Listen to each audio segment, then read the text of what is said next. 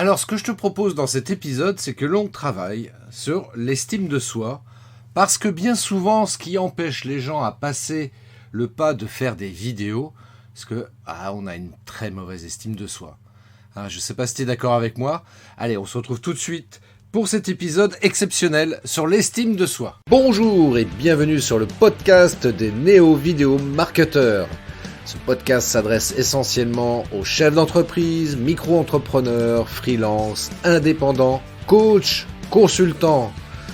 Et si toi aussi tu souhaites développer ton business grâce au marketing vidéo, ce podcast est fait pour toi et il n'y a qu'un seul maître mot, sois unique, pense différemment. L'estime de soi. Mais qu'est-ce que c'est exactement ? En fait, l'estime, c'est tout simplement la valeur que je me porte. C'est aussi la capacité que j'ai à avoir une bonne opinion de moi et une bonne valeur de moi. C'est le respect que j'ai et que je ressens pour moi-même. Je suis dans mes valeurs, dans ma vérité. C'est également la distance entre qui je suis vraiment, mon vrai moi, et qui j'aimerais être, mon idéal. Je ne sais pas si tu es d'accord avec moi, mais on cherche toujours deux choses, c'est-à-dire nous sentir aimés et nous sentir compétents. Alors, quels sont les fondements de l'estime de soi ? En fait, il y a trois critères qui représentent les fondements de l'estime de soi. C'est s'accepter à tous les niveaux, acquérir les capacités nécessaires pour compter sur soi et relever les défis, et enfin, vivre en accord avec ses motivations profondes, ses valeurs porteuses de bonheur. Ok, voilà, maintenant on a apporté une définition pour clarifier, pour qu'on sache bien exactement de quoi on parle.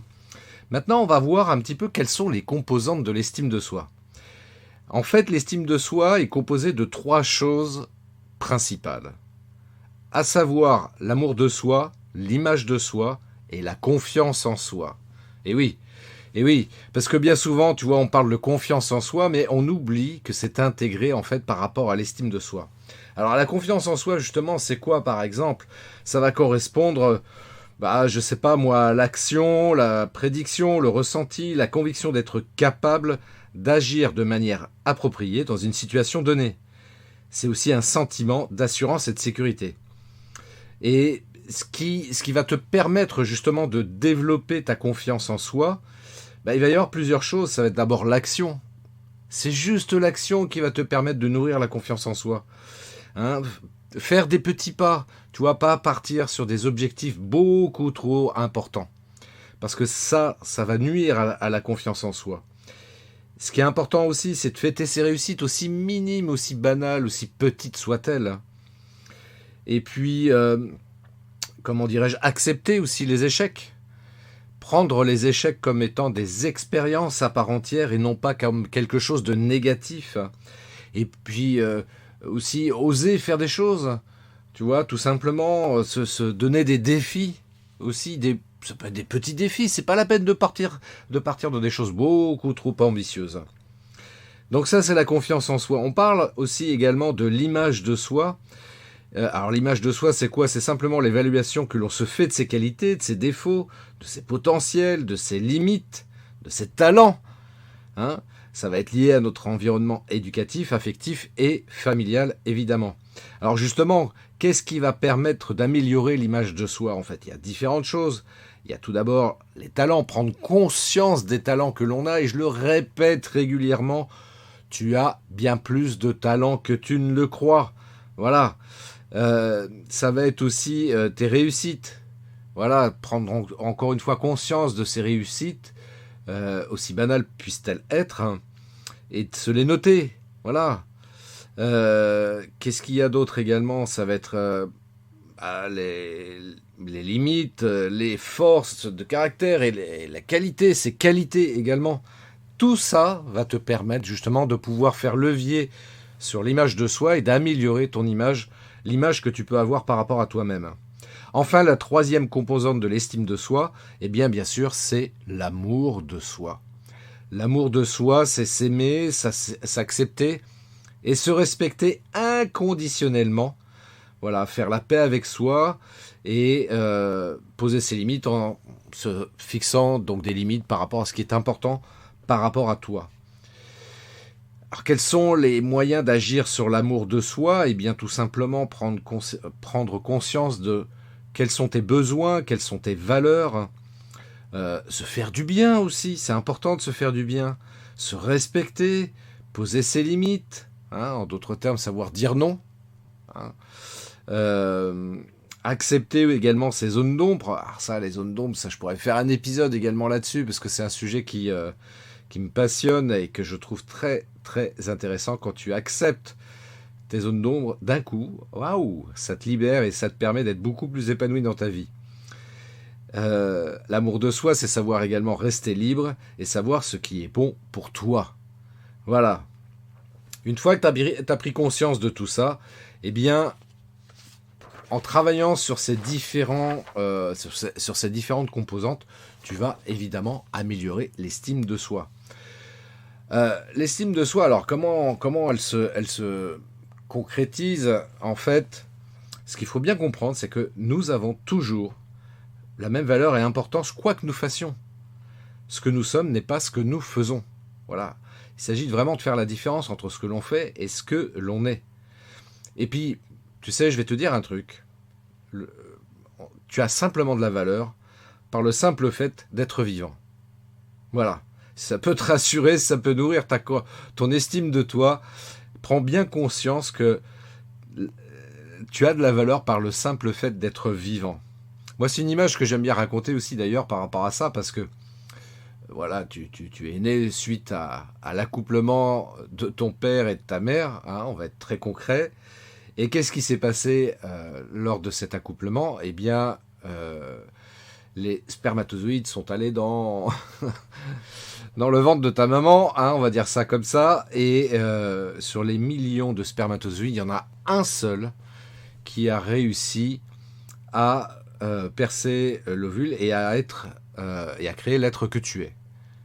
Voilà, grâce à un seul spermatozoïde. Et c'est ce que tu es unique. Prends bien conscience que tu es unique. Donc rien que pour ça, tu peux te dire, ouais, je m'estime parce que je suis quelqu'un d'unique. Et en fait, en réalité, c'est vrai. Regarde l'histoire, par exemple, des empreintes digitales. Les empreintes digitales, au début du XXe siècle, c'est ce qui a fait progresser la recherche judiciaire par rapport à la police. Et ils ont découvert que nous étions tous des individus uniques de par nos empreintes digitales. Tu vois, rien que pour ça également, tu es un être unique et donc tu as de la valeur, donc tu as le droit d'avoir une haute estime de toi. Et ce qui est intéressant, en fait, la bonne nouvelle à travers tout ça, c'est que même si en fait, l'estime de soi a été développée notamment pendant notre enfance,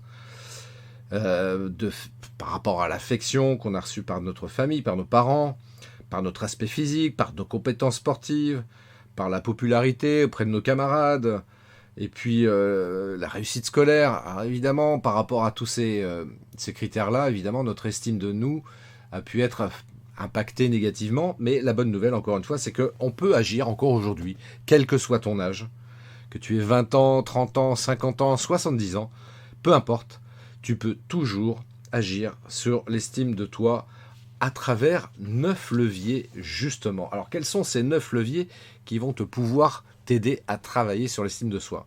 En fait, ils se regroupent selon trois catégories, c'est-à-dire le rapport à soi-même, le rapport à l'action et le rapport aux autres. Alors, qu'est-ce qu'on entend par le rapport à soi-même? Le rapport à soi-même, c'est d'apprendre justement à se connaître, apprendre à s'accepter et enfin apprendre à se respecter.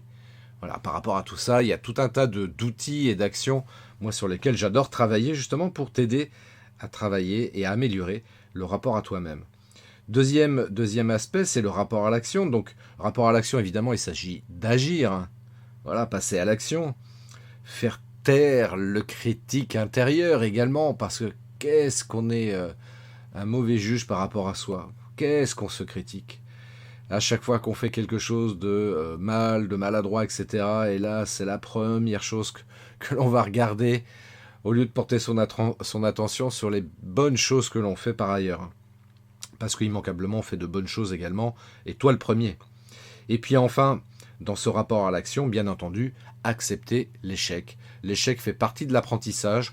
Souviens-toi quand tu étais petit, que tu as appris à faire du vélo, les premières fois, voilà, tu montais sur le vélo, tu te cassais la figure, tu remontais sur le vélo, tu te cassais la figure, jusqu'au jour, tu as réussi à trouver ton point d'équilibre et à pouvoir faire du vélo sans tomber.